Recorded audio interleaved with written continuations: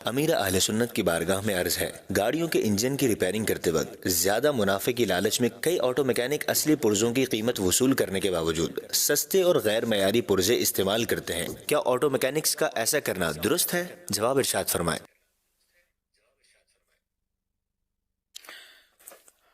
اگر یہ کہتے ہیں کہ میں فلاں کمپنی کا یا فلاں کوالٹی کا آپ کو پرزہ لگا کر دوں گا اور اتنے پیسے لوں گا، یہ تو صحیح ہے۔ اب اگر وہ جس کمپنی کا کہتا ہے، جس معیار کا، جس کوالٹی کا وہ پرزہ لگانے کا کہتا ہے، اور اب وہ پرزہ نہیں لگاتا بلکہ وہ چپکے سے سستے والا لگاتا ہے جو اس معیار کا نہیں ہے، تب ظاہر ہے کہ اس نے دھوکہ دیا، اور دھوکہ دینا یہ گناہ ہے۔ تو اس طرح یہ کہ نہیں کرنا چاہیے، اس سے توبہ کرنی ہوگی، اور جس کے اس طرح اس نے چیٹنگ کی، دھوکے سے پیسے زیادہ بٹورے لیے، یہ سب اس کو واپس دینے بھی پڑیں گے۔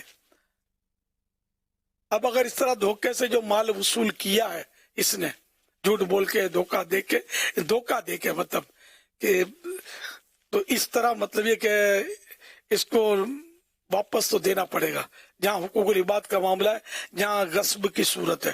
مفتی صاحب مزید کیا فرماتے ہیں؟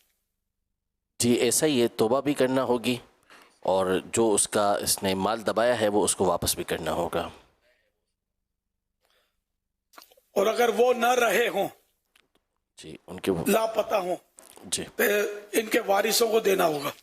اچھا، اب اگر وارث بھی نہیں رہے یا پتہ ہی نہیں کس کا لیا، تو جس کا پتہ اس کو تو اسی طرح کہ اس کو دے، یا اس کے وہ فوت ہو گیا تو وارث کو دے، یا اگر باقی جو غائب ہو گئے یا یاد نہیں ہے تو اتنی رقم، آپ بولے ہم کو تو حساب بھی یاد نہیں کتنی رقم اس طرح دھوکے سے لی ہے، تو پھر ظن غالب کرے، یعنی خیال جمائے، غور کرے، خیال جمائے کہ میں نے اتنا مال کمایا ہوگا اس طرح دھوکے والا، یعنی کہ ان کا اس طرح دبا کر جھوٹ بول کے ان سے نکلوا لیا، تو اتنی رقم سپوز کرو کہ وہ 2 لاکھ روپے بنتی ہے، تو اب 2 لاکھ روپے یہ کسی غریب مسکین جس کو زکوٰۃ دے سکتے ہیں سمجھو، تو اس کو آپ دے دیں۔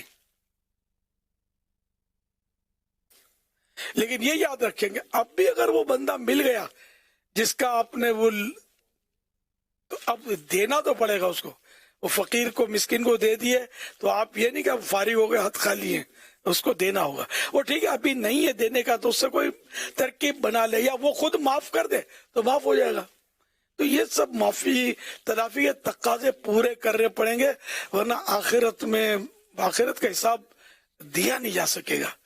بنی اسرائیل میں ایک شخص نے توبہ کر لی اور 70 سال تک وہ عبادت کرتا رہا، 70 ایئرس اس نے عبادت کی، 70 سال، اور اتنا متقی پرہیزگار کہ نہ یہ دھوپ کے وقت سایہ کرتا اپنے اوپر، دھوپ میں پڑا رہتا، عمدہ کھانے نہیں کھاتا تھا، ٹیسٹی چیزیں نہیں کھاتا تھا، وہ اس طرح اس نے نیکیوں میں، عبادتوں میں اپنا وقت گزارا۔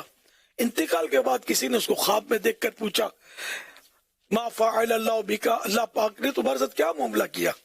تو اس نے کہا کہ توبہ سے گناہ تو سارے معاف ہو گئے تھے، اور میرے پلے میں اور گناہ بھی نہیں تھے، لیکن ایک تنکا، ایک لکڑی جو میں نے کسی کی اجازت کے بغیر دانتوں میں خلال کے لیے لے لی تھی، وہ معاف کرانا رہ گیا تھا، اس کی وجہ سے اب تک مجھے جنت سے روکا ہوا ہے۔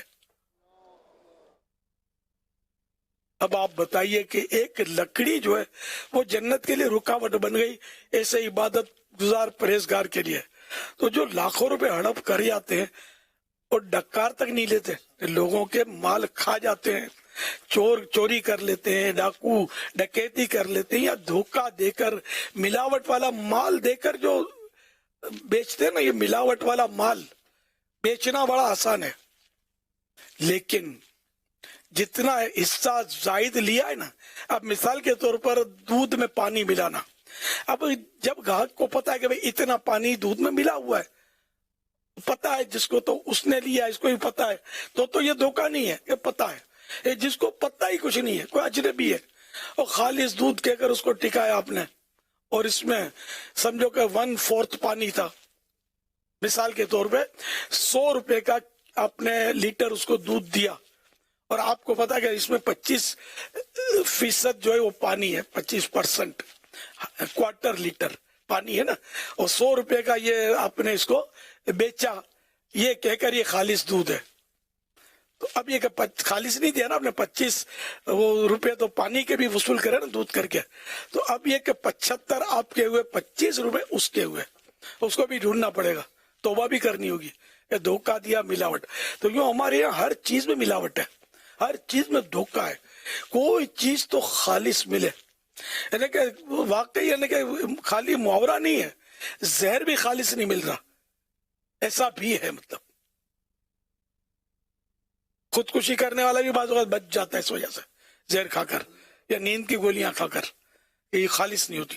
نہیں، اتنا دھوکہ ہے، اتنا دھوکہ ہے. خیر خودکشی والے کا بچ جانا پلس ہے، لیکن دھوکہ دینا تو وہ بہرحال گناہ تو ہے نا. اس سے دھوکہ جو کر رہے ہیں وہ کیا پتا ہے خودکشی والا میرا زہر کھائے گا. زہر بھی بکتا ہے نا، یہ بھی دواؤں میں ڈلتا ہے، لیکن بہت ہی قلیل، اقل قلیل مقدار، بہت کم مقدار میں، مائنر. تو اس طرح مطلب یہ کہ دھوکہ جس نے بھی دیا، یہ تیل مسالے جو بھی ہیں، مطلب ہر چیز میں ملاوٹ. چاہے کل بندہ مرتا ہو آج مر جائے، میری جیب بھر جائے. بہت پرانی بات یاد آئی مجھے، ماضی کی یاد، کہ وہ تیل کے لیے وہ جس کو کولیسٹرول، اس کو کورن آئل استعمال کرنا مفید بتاتے ہیں. تو وہ ایک عیسائی بھائی کورن آئل لینے گئے کسی دکان پہ، تو داڑھی ماما، تو وہ دکاندار جو تھا وہ بہرحال بات ہوتے ہیں نا، تو مولانا آپ سے کیا جھوٹ بولنا تھا، یہ کورن آئل ہے نہیں، ہم یہ کورن آئل بول کے بیچتے ہیں اس کو، یہ عام تیل ہے. سچی بات کر دی اس نے. لیکن ظاہر ہے کہ دوسروں کو دھوکہ دینا حلال تو نہیں ہو جائے گا. جب مولانا کو دھوکہ نہیں دے سکتے تو جو منڈانا ہے اس کو بھی دھوکہ نہیں دے سکتے، کسی کو بھی دھوکہ تو نہیں دے سکتے. یہاں تک کہ اگر غیر مسلم ہے دھوکہ تو اس کو بھی نہیں دے سکتے. غیر مسلم کو اگر دھوکہ دینا یہ جائز ہو جائے گا تو غیر مسلم مسلمان کے بعد آئے گا کب؟ اسلام بہت پیارا مذہب ہے اور اس میں سب کے حقوق ہیں، مسلمانوں کے بھی ہیں، غیر مسلموں کے بھی حقوق اپنی جگہ پر رکھے اسلام نے. تمہارا دھوکہ یہ دھوکہ ہے، یہ نہیں چلے گا، کسی صورت سے بھی نہیں چلے گا. بالکل صاف ستھرا مال، یا اگر ملاوٹ والا مال ہے تو یہ بول کے بیچنا ہے کہ اس میں اتنی ملاوٹ ہے. اور آپ جانتے ہیں کہ اگر کہے گا اتنی ملاوٹ ہے تو وہ دوسری دکان پہ چلا جائے گا، ہم سے نہیں لے گا، تو بھلے نہ لے. کل جا کر آپ کا اعتماد ایسا بحال ہوگا کہ یار یہ دکاندار ہے، یار جو بات ہے سچی بول دیتا ہے. پھر جو آپ گاہکوں کو سنبھال نہیں سکیں گے، اتنی برکت ہو جائے گی انشاءاللہ. ہو سکتا ہے کہ شروع میں امتحان بھی ہو جائے، لیکن ہمیشہ سچ بولا کریں، دھوکے سے بچا کریں، حلال روزی کھائیں اور اپنی اولاد کو، اپنے گھر والوں کو کھلائیں. اسی میں انشاءاللہ دنیا اور آخرت کی بھلائی ہے. صلو علی الحبیب صلی اللہ علیہ محمد.